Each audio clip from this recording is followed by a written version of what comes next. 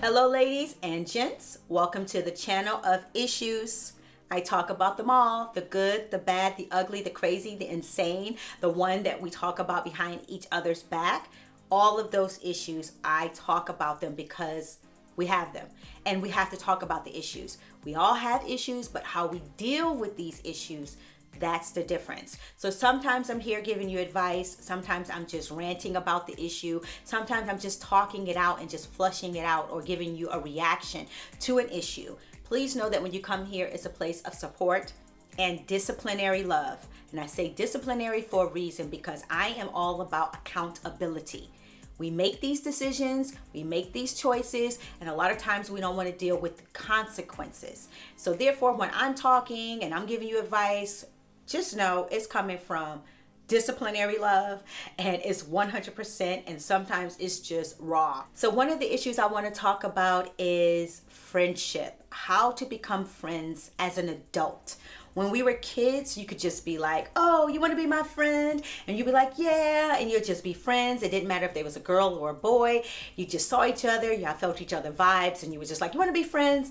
And you became friends, and you cultivated this great relationship. You got to know their brothers or their sisters, their mothers and their fathers. They got to know your family, and it became an extended family, and it was so pure, and it was so great, and it was so wonderful.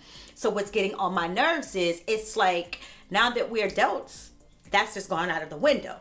It's like you can't even make a friend anymore of the opposite sex or the same sex, depending on your sexual preference. It's like you can't be friends anymore without it being something sexual. Or if the person is attracted to you, that's all they can see. And there's no other options. If you're not attracted to me the way I'm attracted to you, I don't want to be your friend. Really, people? Really? What is going on with everybody you meet just got to be your lover? Like, seriously, you don't know what a person is being brought into your life for. Not everybody is being brought into your life as a lover. So try to just deal with that issue. I know a lot of people are out here, they're lonely, they're looking for love, they're looking for a husband, they're looking for a wife, but everyone you meet is not the one. But that does not mean that they're not a quality person. It does not mean that they cannot be your friend. It does not mean that you can be friends. And let's just think about rejection, okay? I know everybody hates rejection. We all do. But start thinking about it like this. You reject people.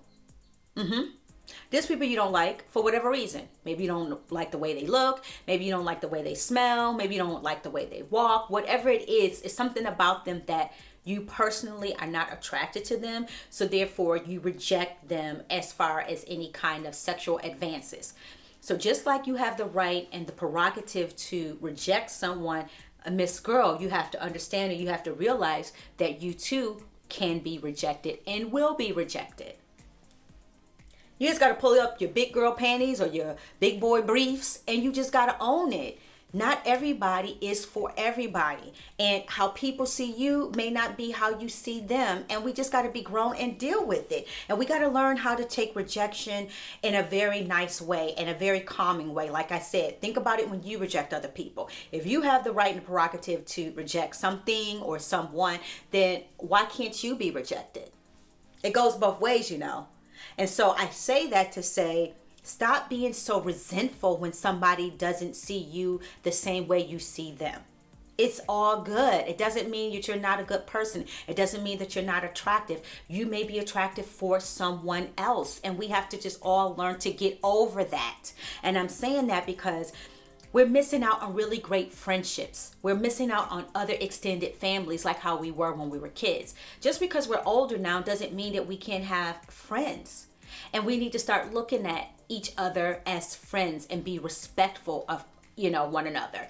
That's another thing that's just kind of going out the window. Is like men are just looking at women as sexual objects and women are just looking at men as sexual objects. Why we can't just look at each other as human beings? It's really starting to become an issue. And I got into this heated, I don't want to say argument, but a heated conversation where I was told that I was leaving the door open because I told a man that, we can still be cool. I'm not sexually attracted to you, but I thought we had a good conversation. We both are into creative stuff. Maybe we can help each other out. We're grown. Let's just be cool. Let's just be friends. But because this person was attracted to me, they still was trying to do all these little sexual innuendos, still trying to make all these sexual little things. And I had to, like, you know, say something. So when I was talking to a friend, they was like, oh, well, you left the door open. I thought I was very clear when I said I just wanted to be friends, when I said I'm not sexually attracted to you. No, I had to even be more clear. And to me, I thought it was becoming mean, because I don't think you have to say to a person, well, I'm not attracted to you. I never want to have sex with you ever, ever. You know, don't come at me like that. To me, that's starting to become aggressive and angry. I don't care how nice you say it. Nobody needs to hear all of that rejection, or do they? I mean, I was told I had to spell it out. So I wind up spelling it out. You know, I see you as a friend. I don't see you as a sexual person. I don't want to have sex with you ever. I thought that was a little overboard, but apparently it's not. You have to be so, you know, clear. It's like that song, Friends. I made it obvious. I made it clear. I don't know how much more obvious you can make it when you say, I'm not attracted to you. But I don't know. As a woman, I think it's pretty clear when you say that. But I guess, I don't know, you tell me, men or women, how much more clear do we have to be when we say we're not attracted to you? And when it comes to friendship, I think this is another thing that we have to start dealing with. This is a big issue. A lot of times you could be attracted to someone and they're not attracted to you, but you play the friendship card. You go along with the friendship in hopes, or with a hidden agenda, that the friendship will turn into something different, that maybe you can change that person's mind. Maybe they can see you later down the line as attractive, you know, that you secretly hold and harbor all of these feelings in hopes that this person will change their mind and change their feeling. All of that is good if it's natural, if it's organic, if two people just are friends and eventually their friendship blossom into something different.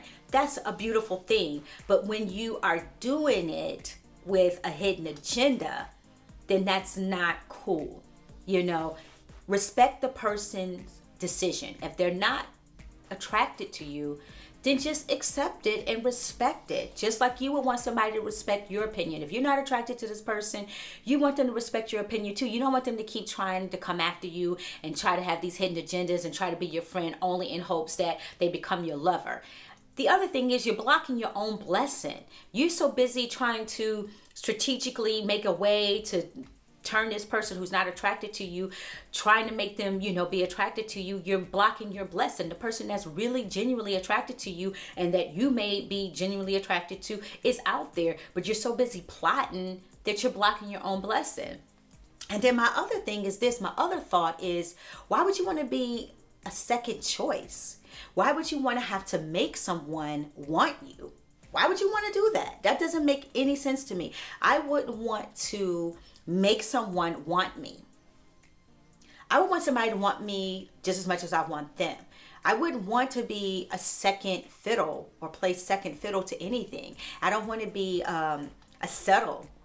Don't settle for anything. And so if you can't respect a person to be your friend, and what I'm hearing is, oh, well, if you don't find me attractive, I can't be your friend, then you know what? We're going to have to start respecting that. I think it's very immature. I think it's very childish. I think you're missing out on a lot of great friendships simply because you like, oh, well, if you don't like me like that, then I can't be your friend because I'm sexually attracted to you. And when I see you, I might want to bone you. How old are we? I mean, seriously, how old are we? And I know I'm going to get a lot of comments on this one. I don't care. Leave the comments because that's an issue I think we really need to start hitting and dealing with as adults. We can't always be each other's lovers. Sometimes we just need to be friends, people. If you understand what I'm talking about, give me the thumbs up. If you don't, give me the fingers, the thumbs down, and tell me why you don't agree with me, why you think that, you know, if you're attracted to a person and you can't be their friends, why do you think that has to be?